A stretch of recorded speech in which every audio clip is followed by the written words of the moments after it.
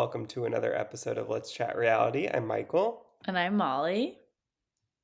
and today we are getting into a double feature episode of Survivor and yet another wild episode of Real Housewives of Salt Lake City. It's been a few weeks since we've talked about that, and a lot has happened, so we have a lot to get into. So let's go ahead and get started with Survivor, shall we? Yes, let's do it. All right. So after the last Wild Tribal Council, Operation Italy was a success. They come back to camp, and Andy tries to convince Teeny that he didn't know what he was going to do on that vote until the very last minute as they were going to Tribal Council. He wasn't working with Sam and Genevieve the whole time. And they all try to convince Teeny that it was just kind of a happy accident. Now, Teeny, as we've seen throughout this whole season, tends to be pretty gullible. Love Teeny, but she believes most of what she's told in this game, it seems like. So she decides to kind of switch teams, try to work with them to get Rachel out this week.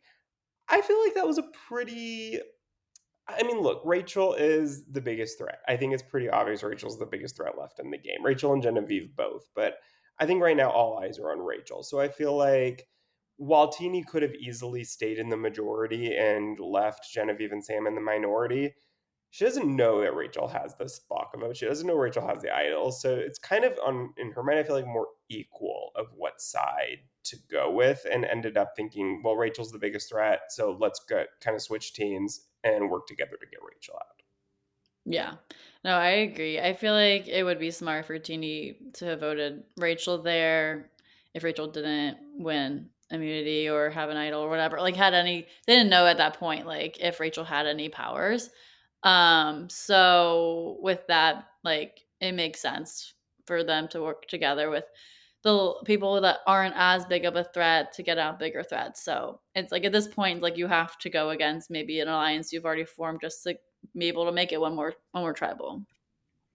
Yeah, exactly. No, I think that it's kind of that point in the game where you can't just stay somewhere because you're being loyal. You can't just stay somewhere because that's what you've done the whole game. You kind of have to really look at all your options and decide, hey, this is the person who I need to work on getting out right now. Who do I need to work with in order to make that happen? And that was kind of the decision that she made.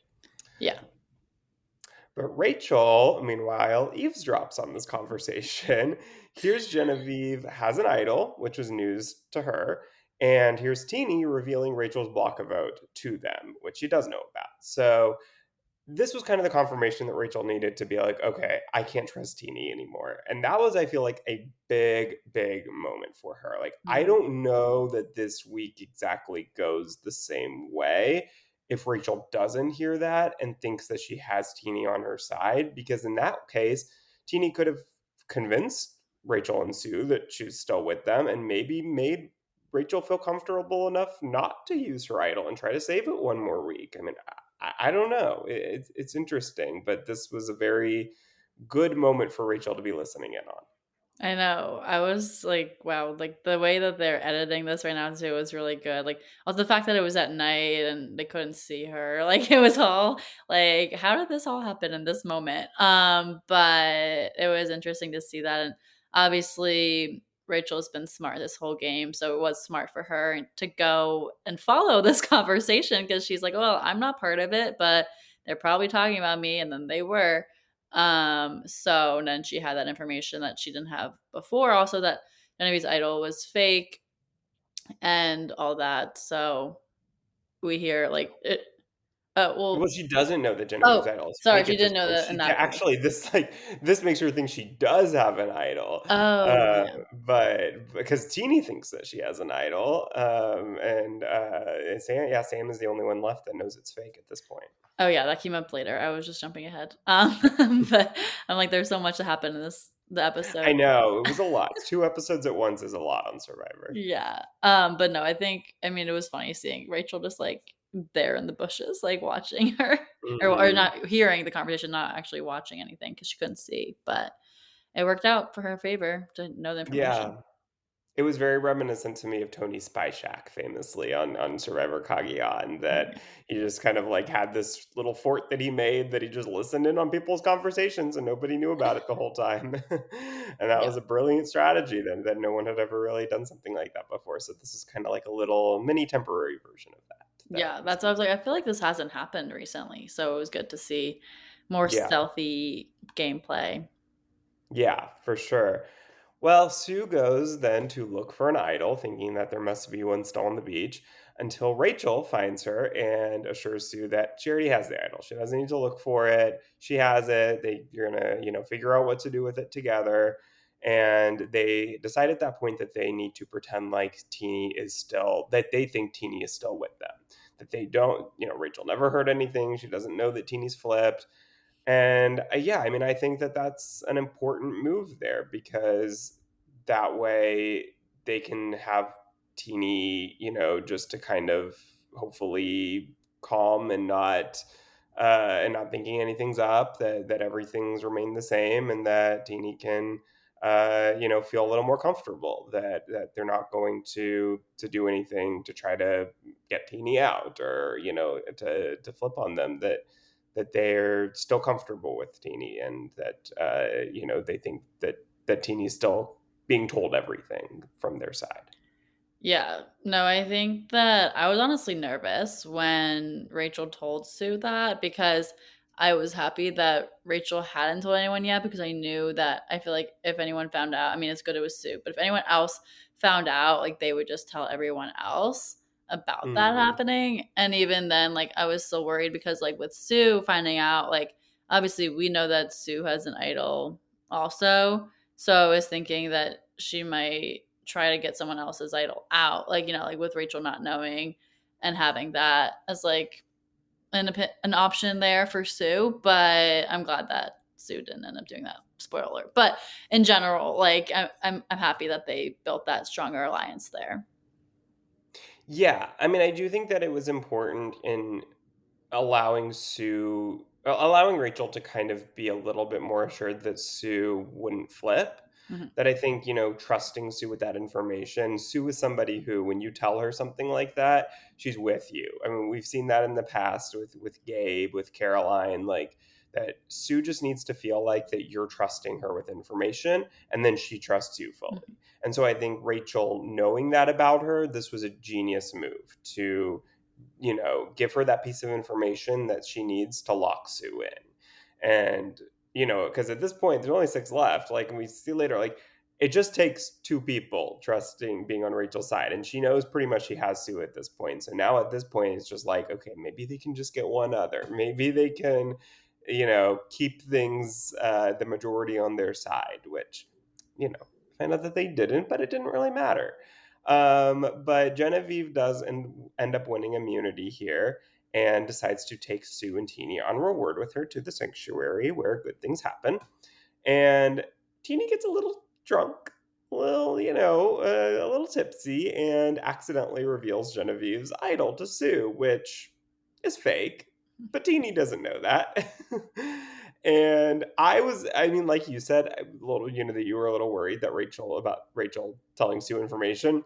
I was a little bit worried here with Sue. I mean, I feel like Sue's, she wouldn't purposely betray Rachel, but I was a little worried that Sue was going to talk too much here, with Mhm. them getting a little alcohol in their system and Sue being Sue.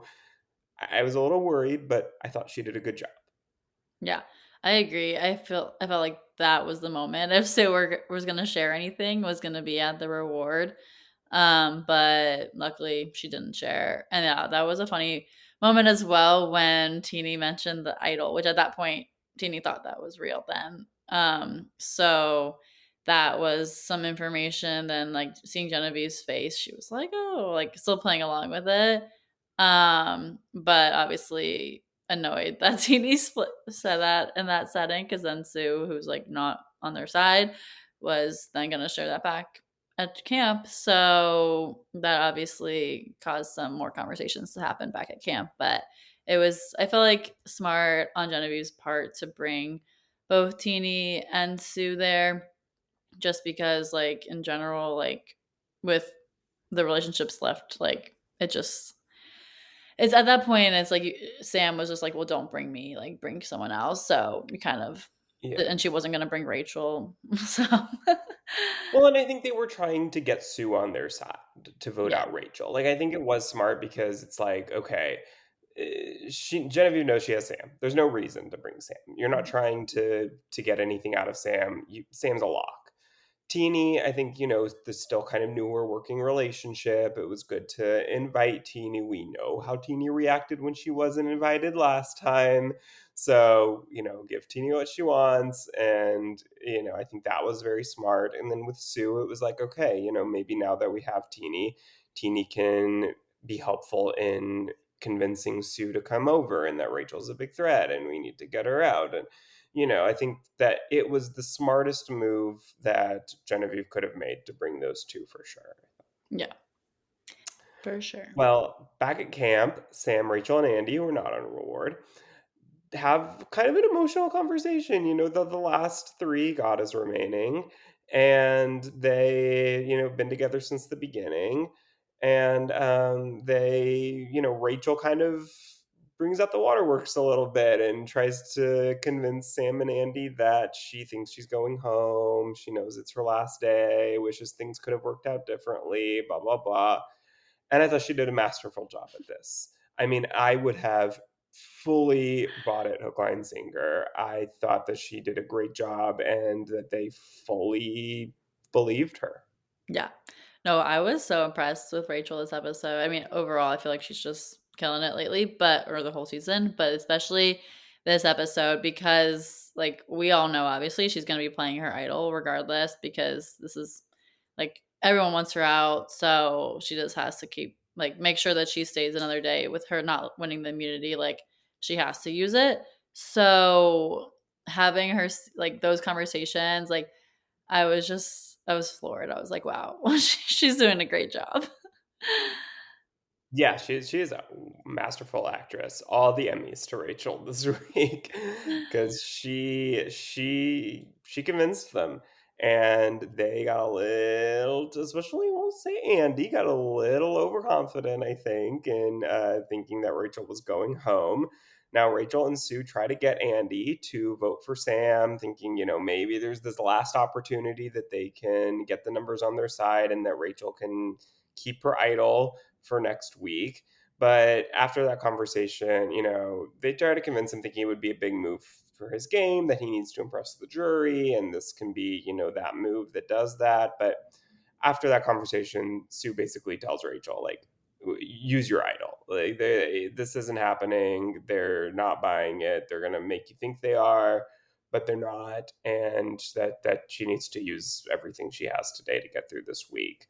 But Andy then goes and tells Rachel that he is voting for her and tries to do some jury management, just talking about his game and all the moves he's made, and that his game is a lot better than jury might know, and thinking that she's about to go over there and can put in a good word for him. But little does he know that things are not going to go the way he thinks they are. Yeah. No, that was kinda crazy, the fact that Andy's conversation then made Rachel vote for him over Sam because of what he was saying, which he basically dug his own grave there because Rachel was the one who had the power, and who she was voting for, who she decided to get out then because she had the idol that no one knew about besides for Sue. So, I after that conversation, I was like, "Oh, it's Andy." Like, no questions. Like, I just knew Rachel changed her mind from that conversation, especially when we were seeing her interviews and talking to the producers up to her being like, "Yeah, well, he just told me how big of a threat he is, basically, and the fact that like he's done all these things that maybe I wasn't noticing. Like, he has these to state to the jury if he were to make it, which obviously he didn't, but if he were to make it there, and it was so smart for Rachel to take those notes and then act on it, because if he didn't do that, then Sam would have been going home instead. Yeah, no, I mean, Andy truly dug his own grave Mhm. there. That was not a smart move by any means. But do you think that it was the right move for Rachel to get out Andy over Sam? Do you think that Andy was a bigger threat than Sam?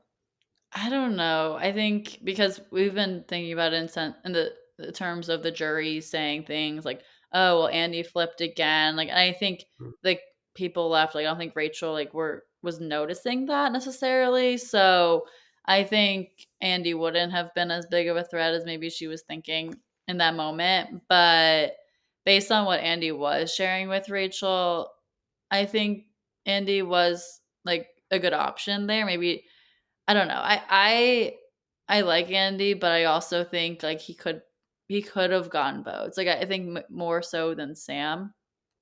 mhm. So I mean, I don't know. It's interesting because I don't know entirely how the jury is thinking in terms of, like, who they like and whatnot. I don't think everyone really loves Sam that much. Like, I feel like more people would be maybe appreciating Andy's game, and that's, like, things that they don't notice or things that are happening, like, being like, "Oh, yeah, that was crazy, and he was always flip-flopping, but he worked out, and it happened, to work out for him." But I think in that moment, Rachel did make the right decision. Yeah, it's interesting. I really don't know whether she like that was the best decision or not. I think look, I actually think Rachel can beat anyone at the end if she makes it there, so I really don't think it matters a whole lot. But I I don't know because I get the sense that when the jury was saying, "Oh, he flipped again" after the Operation Italy vote, I took that as that they were not impressed by Andy's game. I took that as a negative to them, like, "Oh god, he flipped again," like, "That's typical Andy." But there is a world where Rachel maybe if she does notice that and she thinks, "Oh my god, they're so impressed by Andy." Like, they thought, "Okay, that was Andy's move." And that was like a game-winning move for him. And I think that it's possible that, especially with Andy kind of talking about his game to Rachel, that maybe she felt like he has this great underdog story. Like, look at him day one during passing out in the challenge and almost going home and then making it all the way to the end. Like, I could absolutely see how, in their all of their minds on the beach, like they think that's a great story for the jury. So I don't think it was a bad move for her by any means. I don't know if it's hard to say whether I guess Sam has a more or less likely chance of winning if he makes it to the end over Andy. I feel like Genevieve certainly thinks so, and if Genevieve, is on the jury, I think that she's fighting hard for Sam if Rachel's not there, I guess at least if it's like Sue, Andy, and Sam, I would think that Genevieve would be one that's pushing hard for Sam. So I don't know. I think it's hard to say, but I don't think it was a bad move by any means. Yeah, agreed. Well, Andy is voted out here in a 2-0 vote. Rachel uses her idol, nullifying all the votes for her, which were enough to send her home if she hadn't done that. And she blocked Sam's vote, so it was just 5 people voting rather than all 6. And then we go on to hour 2 here, the second episode that we got this week. Now, after that tribal, Rachel shares how she got her idol, telling the whole tribe, and she asks Genevieve to how she got her idol, which Genevieve lies and says that hers was under the pizza at the loved one's reward. And Teeny seems pretty shocked by that. I kind of got the sense that maybe Teeny didn't fully believe it, but then later on it seemed like she wasn't suspicious at all. Yeah. I don't know. What I did don't you think? know. I feel like it is interesting because she was basing it off, I feel like, of Rachel finding her idol with food. Like, she was just like, "Oh, this could be believable that it also came with food." Hmm. So that's how I took it. Like, I think it was a reasonable thing to say you found it there. But I mean, obviously we know it's fake. So we were like, okay, well, as an audience, like, it's like, well, Yeah. whatever this story is, it's not going to be true. But I feel like she did a pretty decent job at making it sound believable. Oh yeah, I think I would have believed it probably, but Yeah. I just kind of saw Teeny's reaction there. She's like, "No, wait, what? Couldn't be that." Like, it just kind of seemed to me like Teeny wasn't fully buying it, but maybe I was just reading too much into that. Yeah, I think that's just Teeny's expressions. I feel like Teeny is Yeah. usually, like, confused about things and then realizes and I'm like, "Oh, yeah, I guess that does make sense after the fact." But, like, in the moment that she's hearing it, like, she's just like, "Whoa, what?" Yeah, very good point there, Yeah. yes. Well, Rachel and Genevieve talk about the fact that they're the 2 front runners to win, that they're, super proud of each other for making it this far, that they've never that, they kinda eyed each other from the very start of the merge and never could trust each other, but kinda always respected each other, and I love this. I love the fact that these are 2 strong women running the game. It's something that we don't see very often, that there's kind of this rivalry between them, but there's respect there. It's not personal, it's just game. They fully can, respect each other and be friends outside of this. And I love both of them. I love this dynamic between them. I think this is really kind of what we always want on these shows is these two strong women really making it all the way here to the final five and running the game. I know. That moment was really nice to see. I felt like, I mean, as from our perspective, obviously, like we're like, yes, like we love them both, but then from the game perspective, like if anyone with Sue and Teeny seeing that conversation, then they're like, well, this isn't good. They're being so cocky. Like, why do they think they could beat us all? Which obviously, as our viewer, like as we're watching it in the audience, like yes, like who else could beat them? Like no one. Like so that for us, it's like, oh, they're not being cocky. They really know their game and they're doing a great job at it. So they were not wrong in that. Maybe it wasn't the best setting to be expressing that to each other, just so that you don't rub anyone the wrong way after that, which it did happen. So I mean, I love seeing them though, and overall, like those two strong women, like they've played such great games. So it's been great to see them both, even if they're on opposite sides. Yeah, and I don't know, like, I didn't really see Genevieve and Rachel, like, discounting the other Yeah. 3. Like, they weren't making fun of them or being like, "Oh, haha," like, they think they have a chance to win. Like, they weren't doing anything like that. They were just kind of seeing the game for what it is and what has been going on the whole season and being like, "Yeah, like, we're the 2 that probably have the best story, like, the best have played the strongest game, the most controlling game," uh, and I think that they're right about that. Like, now, yes, if I think about it, like if two like jock guys had been having that same conversation, would I have been rolling my eyes about it? Maybe, but I just love the fact that it was Judge Genevieve and Rachel. Like that to me, sure, I'm probably a hypocrite, but I don't really care. Yeah. But yeah, they do become frustrated. Sam, Sue, and Teeny do have that conversation where they're frustrated with that, and they end up going through Rachel's bag to make sure she doesn't have another idol. Genevieve follows Rachel while she's idol searching to make sure that she doesn't find anything. And they don't find anything in Rachel's bag, of course, because she doesn't have anything. But that's something that we don't always see. Yeah, I don't think we've seen it at all this season. I think they commented on that they hadn't gone through anyone's bag this season.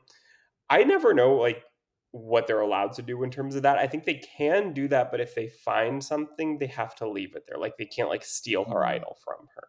But I think yeah, they are allowed to look through things, but I feel like that's not something that we see super often. Yeah. No, it was interesting, and I felt like, obviously, in that moment, like, they were all wanting Rachel to leave since they knew she was such a big threat, so I think it makes sense for them to wanna look, but also, like, I don't love when that happens. It's like, well, like, it's just snooping into someone else's bag, and it's kind of like an easy way to find things out. But obviously, like Rachel doesn't have anything. So, and if she did, she wouldn't have kept it in the bag. I feel like I think she would have just kept it with her, especially when she was walking out and like everyone was left at camp. So I don't think even if she were to have something else, like they wouldn't have found that out. Right. It's certainly not foolproof. And I think they mentioned that, like, that, well, we don't have anything here, but we still don't know for sure.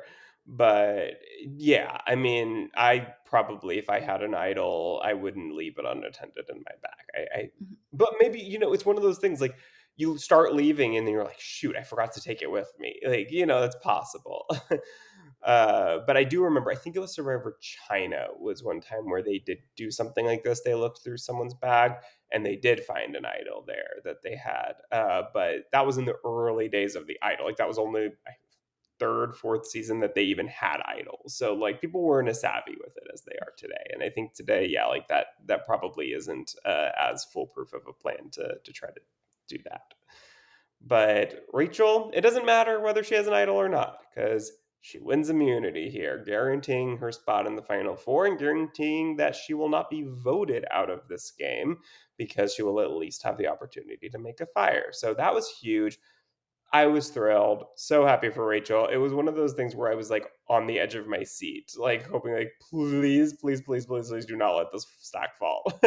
I need Rachel to win here and guarantee her spot, because if she doesn't, like, she's a goner. Yeah, no, this competition was crazy. Like I was so locked in. I feel like I'm not always that into seeing the results of the challenge or whatever, like what's happening, like who's gonna win because usually it doesn't give that much. Like it changes the game somewhat, but it's like when there's this few amount of people, like it really changes the game, especially Yeah. because of the stakes at play here with Rachel. If she lost, she was going home. So, I was so excited that she won, and it was so close there because this one was a tricky one. Like, I don't know how many hours that they were out there, but keeping those blocks up there seemed hard because of all the drops that they were Oh my doing, and god. Rachel and Genevieve were so, like, neck and neck, and it was just intense. So, I love that, but it obviously worked out great because I wanted Rachel to win there too. Yeah, no, absolutely. I was thrilled, and it made this vote a lot more interesting because now the obvious vote here is safe, is Mhm. out of the picture. And now the other four have to decide between themselves who is going to leave here. So Sam makes, I think, the one move that he has to make here, and that is throw Genevieve under the bus and tell the rest of them about her idol being fake. Because in their minds, Genevieve's also safe, and it's Mhm. just between the other three. But Sam's the only one that knows Genevieve really is an option here. And so he decides to tell Teeny about that, and this makes Teeny spiral. Teeny goes back through every conversation she's ever had on this beach, especially with Genevieve, and just how many times Genevieve has duped her throughout this season. And she then tells Sue and Rachel about the idol being fake, the information that she has now. But they're suspicious. They don't know if this is true, if Genevieve and Sam may be tricking them and displaying the vote here. Do you think, I mean, I don't know. I think that I would be spiraling about that as well. Like, I would be absolutely convinced probably that it was reverse psychology, that they were trying to get me to think it's fake. And then I might think, well, that's, maybe I'm thinking too hard about this. Like, I think I would just be going back and forth in my head about this. I really don't know what I would land on.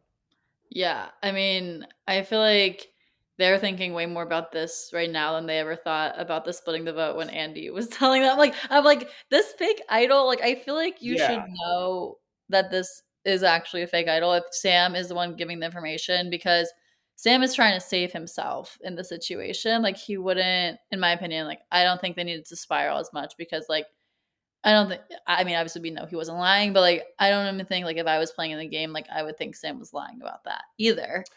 Um, Well, I think that what their thought is that, okay, if they split the vote on Sam between Sam and Genevieve, then Sam and Genevieve's votes then end up being enough to at least make it a tie.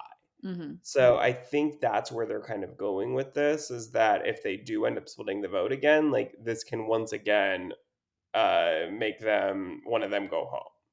Yeah. So I think that's where they're worried about it. But yeah, I think if they really, really thought about this though, and counted how many idols were in the game and from each beach, they would know that this is an extra idol that shouldn't exist. Yeah. Because I believe, and I think we heard this conversation. I'm not sure whether it was on during their RHAP live show or whether I was just listening to another recap that they did. But I believe that there's never two idols from the same beach in play at once. So there should only ever be three idols pre-merge, one from each beach. It only gets replaced once it's used. So now that the pre-merge is over, there would only be one idol to be found post-merge until it gets used. And at the point when this idol presumably came in the picture, it shouldn't have been available to come in the picture, if that makes sense. Yeah. But I think, it's one of those things where you're just not thinking that way. You're not thinking that far into it. You don't know, like, maybe you kind of try to think back to history and being like, well, is that how it works even? Like, so I could absolutely see them not thinking about that. But if they really, really did, and I know there's some really big fans here, I think that they could discern that this was fake. Yeah, that's what I was surprised I didn't talk about that at all. That how is this even a possible option that there could be another idol? But I don't think they didn't know about Sue's idol at that point, did they? Well, they know that they don't know that Sue has it, but they do know, I think, that there was this red paint idol, Yeah. right? Yeah, Or they they did know. assume. And maybe that's the thing. Maybe they're just kind of like, well, maybe that wasn't an idol. Maybe that was something else. Yeah. Like that could be that they're just kind of like assuming that that was something other than an idol. Yeah. So, maybe that's why. But yeah, it was interesting seeing all of them talking about it and, like, not knowing what to believe, and it would make sense if they were thinking that they were tricked and, like, trying to split it up, but obviously that's not what the intention was. Yeah. Well, they do end up voting for Genevieve here, except for Teeny. Teeny ends up voting for Sam. We see her having a very hard time with this vote when she gets up to the voting booth. But Genevieve is voted out in a vote of 3-2. And we are left with our final four. So I don't know. Any predictions? What do you think we're going to see here in the finale? Yeah, I feel like in general, like, I'm still rooting for Rachel, first up. But, like, it's so hard to think about, like, anyone else making it into the final 3 that not including Rachel in it, because she is killer at the challenges, and she's also great at fire making. So, Hmm. if she doesn't make it, if it doesn't win the immunity, then she can still make it into the final 3. So it's gonna be a hard one for anyone else, I feel like, but I'm excited to see that because I'm hoping for a Rachel win. What about you? Okay, here's my full prediction Okay. as to what's going to happen. So I think Rachel's going to win immunity. She's going to take Sue with her to final three, leaving Teeny and Sam to make fire making. I think Sam will beat Teeny, so Teeny will go home there, leaving Sam, Sue, and Rachel final three. I think I think Rachel will sweep it. I mean, I think she'll win pretty easily there, but I could see maybe Sam getting one or two votes. Like maybe Genevieve, well, no, I think Genevieve respects Rachel's game. Sierra? Yeah, yeah, probably Sierra. That might be the only vote that Sam gets. Maybe like one other random one from somebody who's just like impressed maybe with his final tribal speech. Or I feel like Sam will do a really very decent job, I think, at the final tribal. So I could see him being a very good speaker in that way. So maybe he'll be able to convince like one other to vote for him. But I still think that Rachel's just has so much on her resume at this point, has played such a dominant game that I think nobody's bitter towards her. Like I think the jury will fully respect it, and I think that hopefully, I don't know, I'm not jinxing it, but I really do. I think that Rachel, as long as she can win that last immunity, I think that Rachel has it in the bag. Yes, agreed. I'm excited to see that, and we'll have to Yes. wait to see that till Wednesday, but it's coming up. Yes. Well, should we go into Real Housewives of Salt Lake City then? Speaking of another Wednesday show. Oh, yes, let's do it. So, we haven't caught up on Salt Lake City in a little bit, but let's start with just this past week. But we saw in the beginning of this episode, of episode 13, that Meredith and Angie talked to their families about how Angie was thrown out of Meredith's bat mitzvah, which happened in episode 12, which I loved seeing the bat mitzvah and obviously all the aftermath that happened there at the party as well, which was crazy because we see Angie basically calling Brit well, not basically, did call Brittany's hair slutty hair and saying High that body count hair, if yeah, you will. high body count hair, like, just, like, slut shaming her in that way, and Meredith was not having it and kicked Angie out. And so then that caused a lot of drama. Angie was obviously very upset about that because she was already kind of on rocky terms with Meredith and was hoping that going there to Meredith's bat mitzvah was going to try to smooth things over, but took the opposite route. Um, and Meredith was like, "Leave, you're not welcome here." Had the security escorting her also, which was kind of crazy. But Actual security this time, which I loved because if you remember last season, Meredith tried to kick Angie out of a dinner when they were in Palm Springs, and Meredith got the waiter. She was, not fully there at that moment, if catch my drift, and told the waiter to kick Angie out, and the caption was like, I forgot his name, but it was like waiter, not security. So she actually did have security this time. So it was an improvement there. yeah, no, it was crazy though. I felt bad for Meredith, to be honest, of like having to have that whole ordeal happen at her bat mitzvah, which is supposed to be a happy time and fun celebrating and all that and celebrating that she now become a woman even though she's already a woman. But it was great. It was great seeing, honestly, like they showed a lot of Jewish aspects to that episode, which was fun to see because I feel like we don't get that in reality TV ever. So I was like, yes, they're showing the whole service. Like basically I was like, wow, like I I didn't know. expect that. Well, they had to because the best part of that entire episode happened during it, where Mary was just kind of trying to find the door and was just peering in fully right behind Meredith, Yeah. and everyone sees her. And I'm like, oh my God, this show is just like, you can't write this.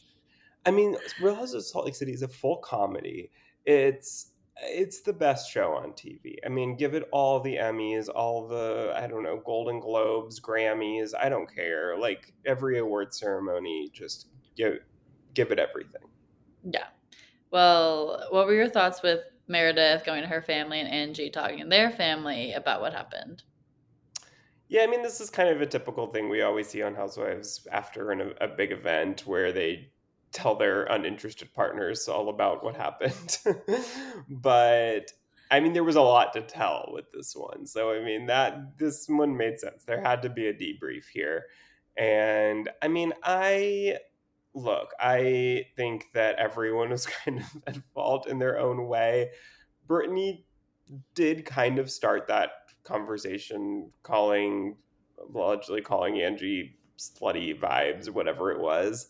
Um, but then Angie kind of took it to another level, and I absolutely could see why Brittany would be upset. Like it's just kind of like go back and forth, chicken or the egg, what came first. But I think that they're everyone's at fault. Nobody's hands are clean here. You just kind of like, keep upping the ante, upping the insults, and I think at this point just call it a wash. Yeah, for sure. And I mean, we have kind of a full story at the end of this episode, which won't spoil yet, but I feel like it was good that they started it with this and then the way they ended the episode too, because it kind of just became full circle in that conversation. But next Mhm. up in the episode, see that Mary goes to talk to Angie about Robert Jr.'s drug addiction, which the conversation between Mary and Robert happened in the last episode, in episode 12, which was such a sad conversation. And Robert Jr. just opening up to Mary about all the drugs that he's done and how he didn't even want to live at one point. That was like heartbreaking to hear that. And Mary's just there listening. And so Mary doesn't tell anyone except for Angie about that conversation that's happening. So I felt like it was nice to see Angie there for Mary in that moment, just because Mary has been dealing with that. It's good for her to not be processing it all alone. I mean, maybe she definitely has like other people she's talking to about it, but in the show aspect of it, like it's good that she was able to talk to Angie about it. And obviously, like that's really hard, like to deal with and hear about from your own son. So I feel like Mary was handling it the best that she could, to be honest, but obviously going to be hard. Oh yeah, no, I mean that conversation was heart wrenching. I mean that was one of the hardest, like most honest, raw conversations I can remember seeing on one of these shows in God knows how long. I mean, that was real, and I think it's such an important conversation to have because I'm sure a lot of viewers, whether they've dealt with it themselves in the past or maybe they're a parent going through it currently or in the past, and just to know like they're not alone. There's other people going through it. Like, that maybe this has inspired a parent to have this conversation with their kid. Like, I just think like this is something that's so important. And I'm so glad that Mary was willing to share that on camera with everybody and that Robert Jr. was willing to be open about that on camera. I mean, like that's a really hard thing for him to open up about on camera, I'm sure. And so, and I'm this also like the scene this episode with Angie, eh, I've been questioning how authentic Mary and Angie's friendship is because it just felt like they did not get along last year. Like this felt like it kind of came out of nowhere that like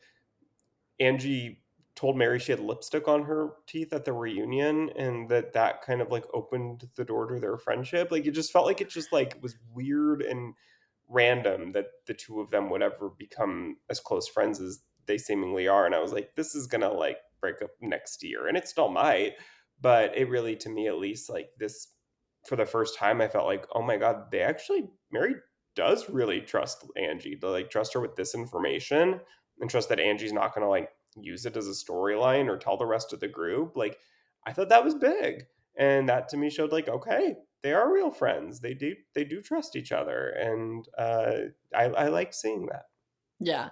No, it definitely shows that they are true friends there because Mary wasn't gonna just go to anyone about that, so it was nice to see. Also, it was funny when Mary first went into the house and Angie wasn't even ready. Oh my god!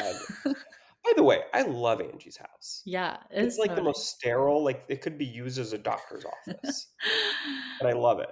I know all their houses, I'm like, "Wow, I wanna get invited and see their house."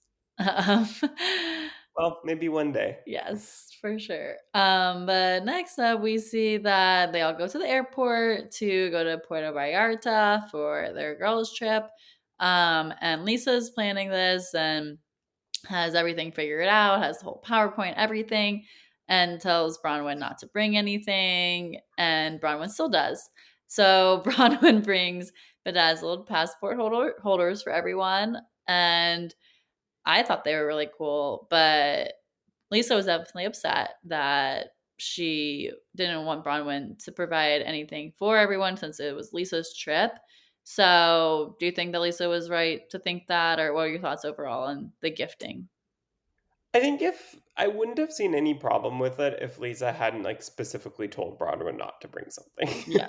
So I mean, like, look, like, is it the worst thing in the world? No. Like, okay, they'll get two gifts, but I mean, I guess it's in Lisa's mind, it's like kind of taking away from her gifts and kind of putting some of the attention onto Bronwyn. And I could see how if she told her not to and then still did, that she would feel like, okay, well, why'd you even ask then?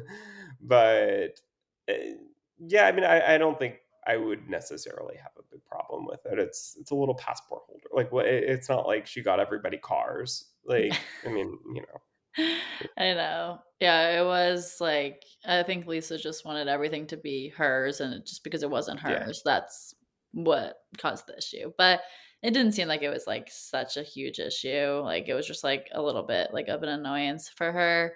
But everyone was excited to see their own passport holders, so it was like Yeah. And not I like guess anyone like it's like not threw it away. about Like, oh, like why did you give this to me? right. Like I guess it's not about the gift. It's Yeah. about kind of like more like of a symbol of Bronwyn not having any loyalty to anyone in this group. It feels like at this point, like I really like Bronwyn. I think she's a great addition to this group, but I feel like she's really kind of at this point looking for moments at every turn to try to get in feuds and poke and prod everybody. And it seems like she's just willing to kind of do it to anyone. And I don't know. I'm starting to get the sense that I can understand a little bit more why Heather has been a little weary of Bronwyn this whole time. Yeah, I can see that. I feel like she just wants she is, like, the newest cast member right now, so it's like she just wants everyone to like her, but there's obviously been issues people have had with her. Yeah, but I feel like she's doesn't care if anyone likes her, it Yeah. feels like, either. Like, it's kind of this weird thing where it's like she's trying to be on both everybody's good side and seemingly also not caring who what side of anyone she's on as long as she's, like, staying kind of relevant on the show and in a feud of some sort with somebody. So, I mean, great housewifery, if you will, but I think it's maybe not super sustainable if you don't at least have like one or two people who are like solidly on your side, which maybe if she feels like is married, but I don't know. Yeah, I guess we'd have to see because I don't know as of right now, like, I don't know who her number 1 she would say is. Um, Yeah, I feel like maybe Mary at this point, just because Mary. Well, I think she thinks it's Lisa. It yeah, seems like. I mean, she thinks it should be Lisa, mhm. but we see here in a second that uh, that's not necessarily the case. Yeah. But I mean, Bronwyn also just experienced some traumatic experience right before this trip was that an unattended dog attacked her and bit her leg and her arm at the dog park, and she was all bruised up. Like it did not look good. So I was surprised she even still made it on that trip. Like she definitely said she was on some drugs to heal the pain. But on a trip like this, everyone's drinking. Like I was surprised like she was still able to take a drink. Maybe she was able to drink on the medication she was on, but did not look so good. So I felt bad for her No. and that like everyone already isn't really on her side and now she just got bitten by a dog. So not a great circumstance for her. I couldn't believe she showed up. I Yeah. mean, that's commitment. Like that's a housewife. Like I mean, I don't know that I would show up for work uh, the next day after something like that happening. So that looked really really bad. Yeah.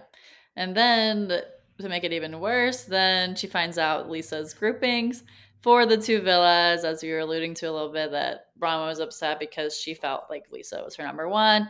Felt like she would get that priority villa, I guess, the ones that people are like, "Oh, that's like the mean girls or the popular girls." That was Lisa, Meredith, Heather, and Brittany. And then in Villa 2, it's Whitney, Angie, Mary, and Bronwyn. So Bronwyn was the most upset that Brittany got a spot in Villa 1, and not her.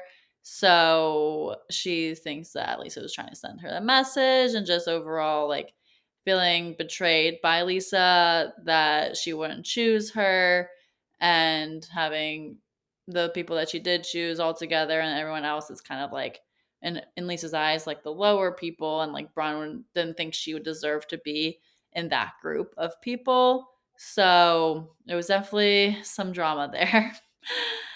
Yeah, I mean, I think Whitney hit the nail on the head in kind of explaining this, where it's like Brittany Brittany doesn't even understand. Like Brittany fully bought into this thinking, "Oh my god, I'm Lisa's best friend. I'm the most popular person on the show." And Whitney's like, "No, you were used in this fight as to say even Brittany I feel closer with than you, Bronwyn." Like of all people, Brittany. And so like that's like the ultimate insult to Brittany, not compliment in reality. And I think she's absolutely right about that.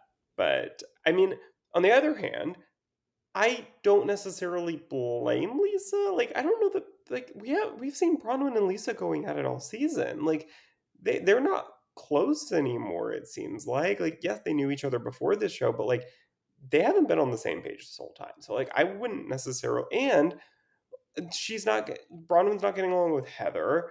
Bronwyn is not getting along with well, I guess Bronwyn and Meredith don't have a huge issue, but she's until recently, Bronwyn's been a lot closer with Whitney, Angie, and Mary, and Mary's probably the one that she's the closest to that has had the least issues with. So even though Mary's not there yet, I think it makes sense for them to be in the same villa. Mary can't be in the same villa as Meredith, so I think that it actually, I think Lisa did a very good job with dividing up these villas, as evidenced by the fact that it's the same as the reunion chairs that we see, the reunion side. So I think that makes a lot of sense. Yeah. No, I was not that shocked by these decisions either. Like, I felt like because also it was funny when seeing, like, Lisa go through the list of the people in the episode of being like, "Well, this person Yeah. can't be with this person because 'cause they're not," and, like, all that kind of stuff, which was interesting to see. There's so much drama happening right now in their friend group. And so I think this was, like, the path of least resistance here that, like, it made the most people happy. Obviously, like, so having one person upset, I feel like is okay. Like, in this situation, Yeah. like, if only Bronwyn is the one upset and she's upset just because she thinks she's closer to Lisa, that's, like, very minimal issue here that it shows that Lisa's pairings here did make sense. Yeah, totally. I think that she did the nobody's gonna be 100% happy all the time, but I think Lisa did the best she could do with splitting that up. Yes. Well, next up, we have them at dinner together, which was an interesting time. Them all arguing on their way, walking to the dinner to the table, and then while they're at the table, the waiter is trying to Waiting for come their and table, yeah, yeah. trying to take their order, and they're still going at it. And just like they haven't been able to come to a conclusion of anything yet. But first up, the one issue that comes up was that Meredith returns Angie's bat mitzvah gift to Angie, thinking like, well, like I can't actually use this, but also she it felt like she was kind of sending a message, being like, well, like you told me you said that you wanted this back, like I'm giving you this back. So then Angie was upset that she was like, well, why are you giving this back to me? But yeah, so there was all Yeah, that I that happened. I didn't necessarily, like, get the vibe that Angie was saying she wanted it back. I think she was Yeah. just saying, like, "I got you this beautiful gift, and now you're kicking me out of Yeah. the event." That's Like, how I felt when I read yeah, that. So I was when she was or when I heard that happening, like in the last episode. So when she said that this time, like, or when Meredith claimed that Angie said that, like Meredith didn't have the real facts there because it wasn't mhm, actually from Angie herself. She just overheard it. yeah. And just I feel like wanted to make it like more of that moment at dinner, being like, well, here's what you wanted back. And that made it, I guess, more drama. But in It was a general, good look, it was a good moment. yeah. I think it was worth it for the bit, even if it didn't fully make sense. Yeah. And I feel like that part of it, like, I don't really know, like, as a gift, like, you should just, like, receive the gift. Like, you just don't think about it. If you don't want it, like, you could just, like, donate it to someone else. Like, the fact that she had to go and then return it just felt like And I'm sorry, the fact that Angie was supposed to know that she can't use something with sulfate in it because she has keratin in her hair, like, I wouldn't know that about anyone in my life. I don't think, let alone somebody who I've been on a show with for 2 years now yeah. and not exactly close friends with. Like, worst case scenario, you just get like, able to exchange it wherever she bought it or something. Like, like, you just take I it. mean, yeah, it was just I think, and I don't think that Meredith actually expects Angie to know that. I think it was just one of those things where it's like you don't like somebody, so everything they do annoys you. Yeah. Yeah, I know, that was funny too when she mentioned that she couldn't even use it.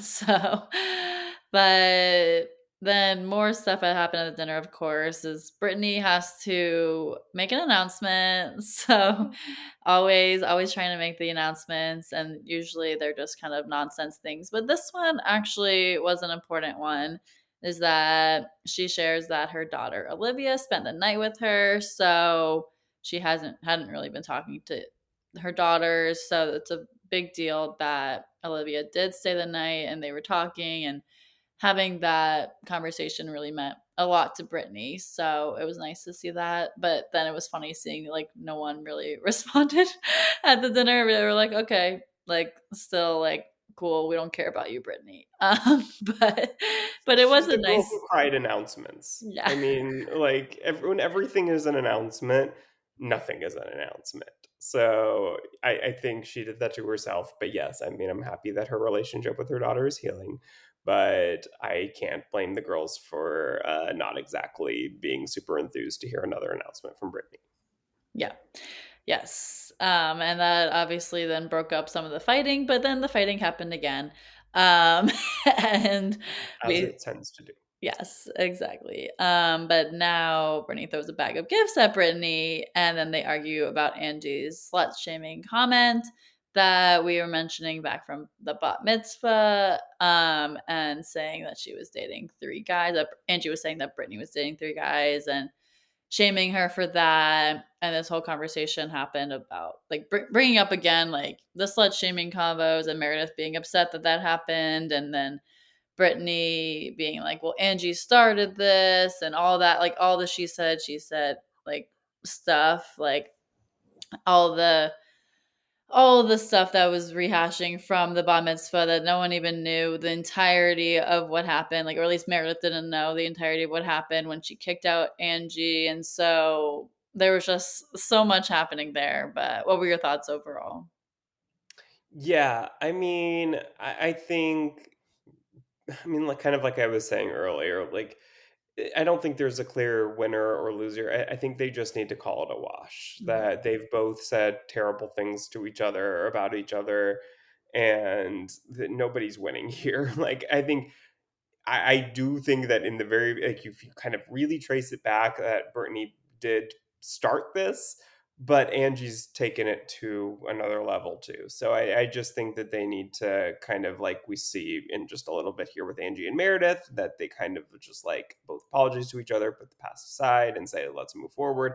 I think Brittany and Angie also need to do that same thing at this point because I don't think they're ever going to get anywhere. I don't think they're going to agree on what was said.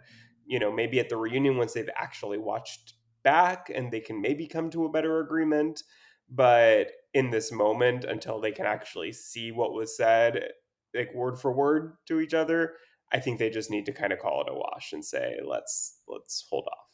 Yeah, agreed. I felt like what they were talking about, even like Brittany obviously was upset hearing things being like shaming her for stuff, and then Meredith like trying to defend that because she felt like Angie had betrayed her like that too, or just said certain things like that. Like they just need to move on from it and just not try to rehash that moment again, and try not to think about it, even though they're probably gonna bring it up again multiple times. But as you said, like we did see that Angie and Meredith apologize to each other, and they're able to reconcile, and I feel like that was a really good moment. Like I was proud of both of them. I was like, wow, big moves here. And that's when it came full circle from the beginning of the episode, because we saw them talking to their families about how upset they were with each other, and now at the end and they're like, okay, we're happy.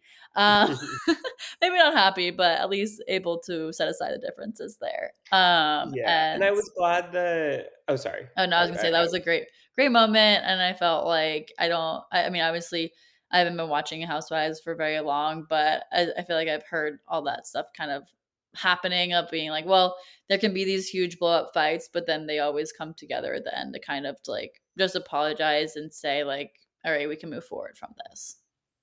Yeah, no, and I was happy that Meredith admitted the fact that she may not have heard Hmm. the full story, that she was only getting one side of it, because I think that was the case. That was true. That that she didn't before just kind of jumping to conclusions, kicking Angie out. She hadn't heard Angie's side at all, and so I'm glad that now Meredith was able to say like, okay, maybe Brittany had also said some stuff that contributed to this. That I wasn't just Angie out of nowhere slut shaming her. So, but yeah, I mean, like you said, these types of reconciliations have to happen for this show to move forward. And we've seen what happens on various seasons, especially in the last couple of years, when that doesn't happen. I mean, look, Vanderpump Rules canceled. Real Houses in New Jersey hasn't filmed, is on pause right now, hasn't filmed in quite a while. Um, uh, there's Potomac had a big shakeup because of after last season where nobody could apologize to each other, and they just like had two sides for a whole season that wouldn't speak to each other. And so I think that I'm glad that it seems like Salt Lake so far in the last 5 seasons has been able to go at each other really hard, and then the following season things completely shift, and then we do it all over again, and they're able to move past things relatively quickly, but it doesn't stop them from really going in at each other when they are fighting. It kind of is a little bit reminiscent of like classic New York in that way. And I think that's the best way for Housewives to be. Yeah, agreed. And I'm excited to see the rest of the season. As my first full season of Salt Lake City. So it's been a great one so far, and I'm excited to see what's to come. Yes, me too. We have, I think, 3 episodes left. Okay. And I think it sounds like they're going to be a doozies. So I'm really excited. Yes, I'm excited as well. Well, thanks so much for listening, everyone. And make sure that you're subscribed to Let's Chat Reality wherever you get your podcasts. And also follow us on TikTok and Instagram at Let's Chat Reality. And we'll chat with y'all next week. Bye, everyone.